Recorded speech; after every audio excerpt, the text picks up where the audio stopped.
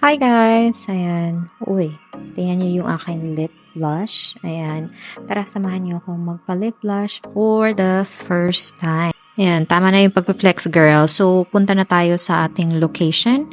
Located pala sila sa Lake Terrace Tower sa GLT. And sobrang lapit lang po nito sa metro. Kaya di na kayo mahihirapang hanapin ito. Ayan, so i-follow nyo na lang po sila sa Instagram, mga sis. Napaka-cute ng kanilang clinic. Ayan, sobrang Instagrammable. Charot. Meron din kayong pagpipilian na lip shade, mga sis, para hindi na kayo mahihirapang pumili o mag-isip kung anong shade ang mabagay sa inyo. Ayan. Uy, hindi pwedeng mawawala yung fit check natin dyan, mga sis. So, ito yung before ng lip blush, mga sis. So, sobrang light talaga ng aking lip color. Yung natural color ko talaga. So, ayan na.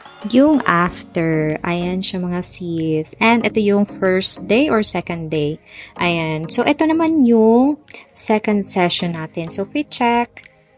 Naku po, ang dami kong flex dito ng aking lips. Ito yung second session. Ayan. So, makikita nyo dyan yung result na sobrang ganda. Looks natural lang talaga siya after 2 weeks. Ayan.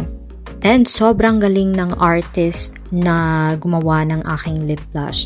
Piliin nyo yung Top Master kasi sobrang galing niya, promise. And it looks natural lang talaga yung pagkagawa.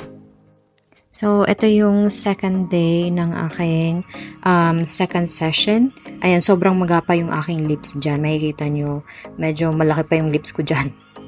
And ito naman yung after 2 weeks. Ayan, ganyan talaga yung kulay niya, mga sis. Parang ano lang. Ayan, parang natural lang talaga siya na hindi siya over. And wala akong nilagay dyan. Lip balm lang talaga na walang tint. Ano daw yun? Walang tint? Basta hindi tinted na lip balm. Ayan. So, i-update ko kayo sa third session and final result.